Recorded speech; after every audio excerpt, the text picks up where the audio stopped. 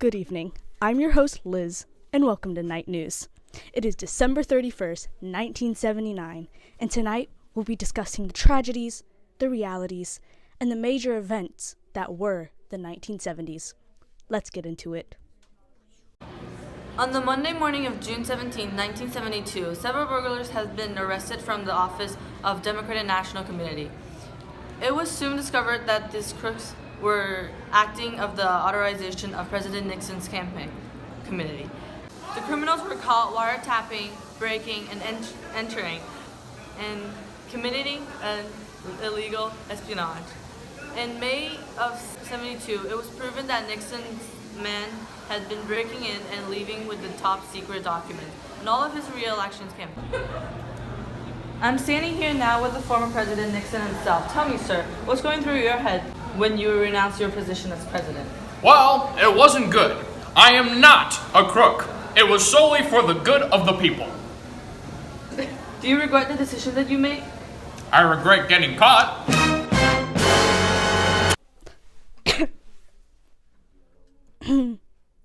The Yom Kippur War was an important step in the development of peace between Israel and the rest of the Middle East. After the Six-Day War in 1967, Israel controlled the Sinai Peninsula, the Gaza Strip, West Bank, East Jerusalem, and the Golan Heights. This left the Middle Eastern countries who formerly controlled these areas, Egypt, Jordan, and Syria, feeling powerless.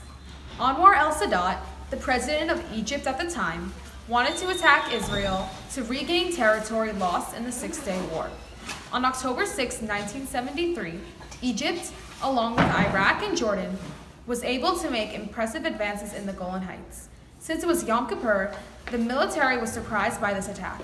However, a few days later, Israel was able to fight back and a ceasefire was secured on August 25, 1973.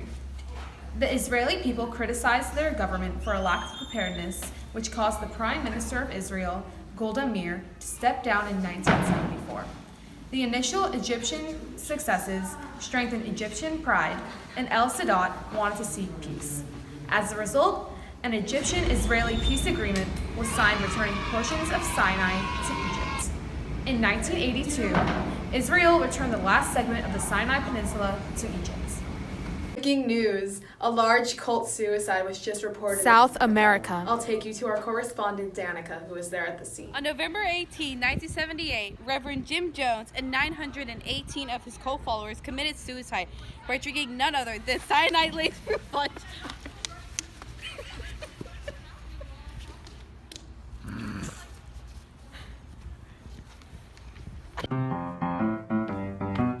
All around me are familiar faces. Okay then. Continuing on about this case. While his church was growing, he would get a lot of bad publicity. Jones started to get paranoid and moved his congregation to the jungles of Guana. There he started a socialist utopia where supposedly everyone was equal. It was later found out that the supposed utopia turned out to be a living hell. The temple members worked long hours with little food and water. In November of 1978, U.S. Representative Leo Ryan arrived in Guana with reporters, photographers, and family members of the victims held captive in the cult. He was heard of the tragedies happening. So on the 18th of November, Jones shot and killed Ryan and some of the people he had brought. He then instructed all his followers to drink the poison punch, killing about 918 people at once. Most of these victims were children. Jones then shot and killed himself. Only few survived, closing this tragic tale of mania.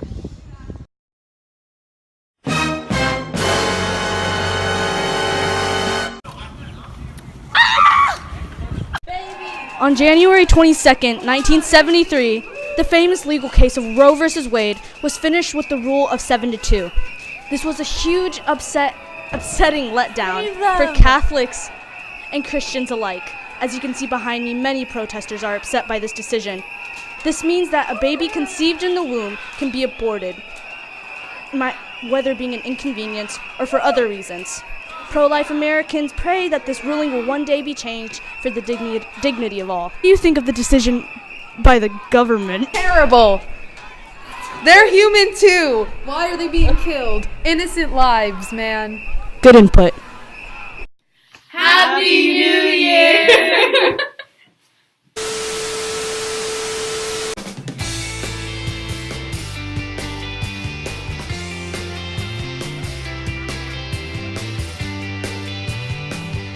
The decision of Roe versus Wade. What do you think of the decision of Roe versus Wade?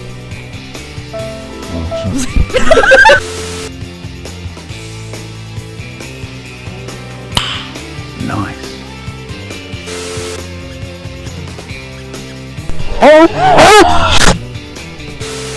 After the Six-Day War in 1967, Israel controlled and committing illegal espionage.